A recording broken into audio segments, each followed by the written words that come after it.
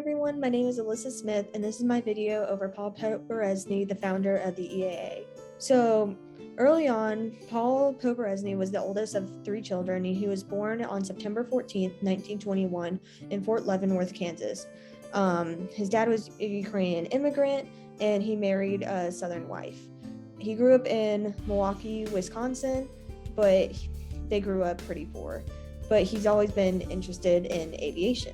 So the first plane he ever made was thanks to his history teacher, Homer Tanzny, who gave him the battered Waco primary glider to restore in the spring of 1937, and that is a picture of him actually on it.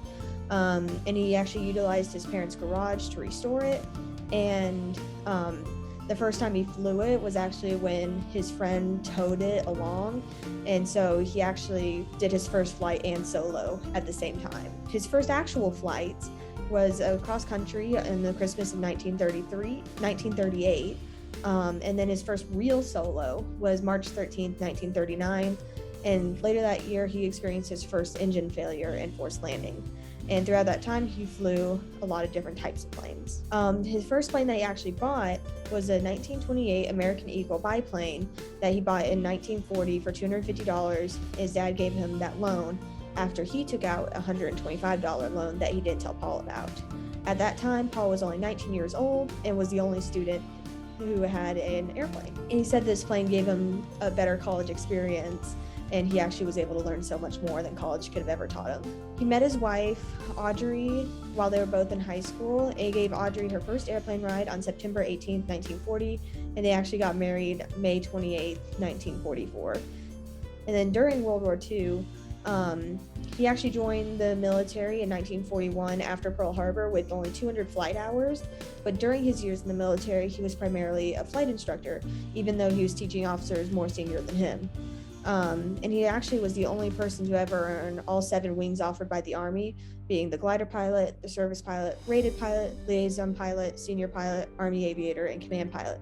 And then World War II ended in 1945. He returned home. After the war, he returned home to Milwaukee and joined the Wisconsin Air National Guard. And then, once again, he served in the Korean War as a pilot during 1952.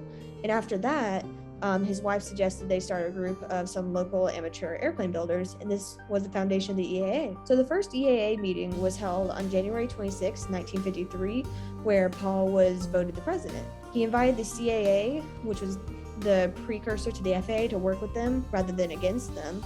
And then in the September of 1953, they held their first fly-in with only 22 planes and 150 people.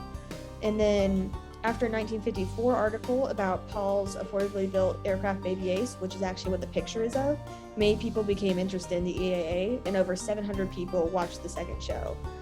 Soon after, the EAA began the Teen High Airlift program, where teenagers were given basically discovery flights to spur their interest in aviation.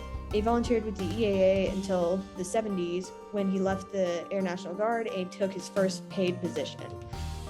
And then eventually the annual fly-in outgrew Milwaukee Airport. In 1969, the EAA moved to Oshkosh, Wisconsin, where it's still held to this day. So after starting the EAA, Paul became a more prominent member of the world of aviation. He often traveled to Washington, D.C. for conferences about safety and stuff. And during Paul's presidency, he expanded opportunities for amateur-built flying aircraft construction and flight testing, and even approved autogas to be used in many types of small aircraft. And then in 1989, Paul retired as the EAA president and named his son Thomas the new president. And the picture is actually him meeting then Vice President George H.W. Bush. And then these are his lists of his many accomplishments.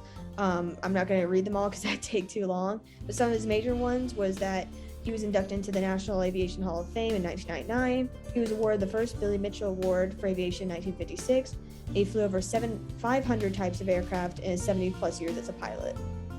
And for his legacy, he passed away August 22nd, 2013 at the age of 91, but he helped to encourage the use of home-built aircrafts, and he helped with the preservation enthusiasm towards older aircrafts.